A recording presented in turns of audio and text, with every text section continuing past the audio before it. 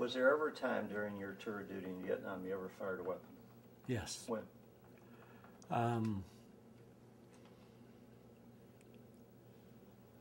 3 or 4 times. When? In, I think maybe May or June of 1970. How did you come to fire your weapon? Some guys were chasing us. Where? And we thought they were VC. Where? Outside of Benoit City. Who's with you? One guy, and I'm trying to think of his name, but he was a young black guy who was 19 years old. I do remember this because I was running, keeping up with him, and I was 35 years old. What were you doing? Running to get back to the base at Benoit. Where'd you been? We'd been out to one of these things that I was telling you about, where we changed an order that was a classified order. Well, this wasn't the time you were out in the bread truck. No, Was it? no. It was another time. Yes. It was one that you didn't tell us about yesterday. No, it was one of those that I told you about yesterday, I think. Which one?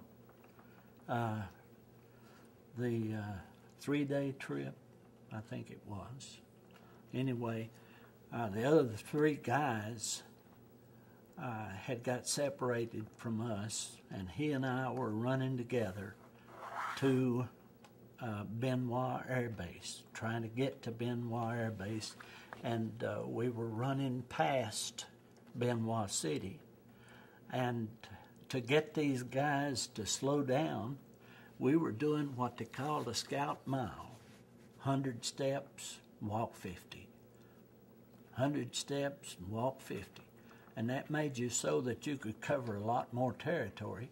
And when we started walking the 50, we hit the ground and used our M16s to get those guys to fall down or kill them, one of the two. And that's where I fired my M16. That was the only time? As far as I know. So when you said a few minutes ago 3 or 4 times, you actually meant once? Yeah. Objection. We did it 3 or 4 times on Fired that 3 or 4 trip. times on that mission? Yeah. That was the only time you ever shot him? Not that I know of. The only time that I know of. Well, I mean, the only time you're ever going to fire your weapon in combat is when somebody's shooting at you or trying to kill you, right? Right. And those times tend to stick out in our minds as being fairly memorable. Yeah.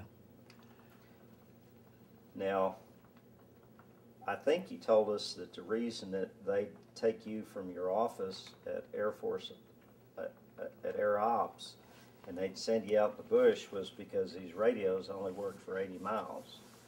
Is that, correct me if I'm mistaken the facts.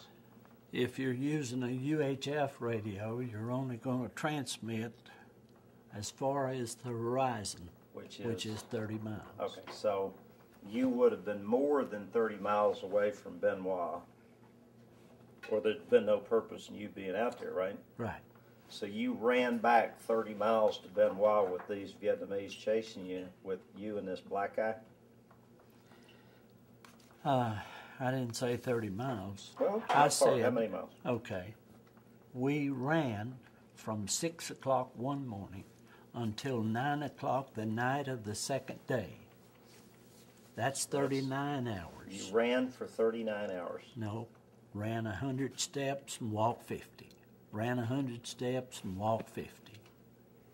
And that was the scout mile. You could make a mile every 12 minutes that way.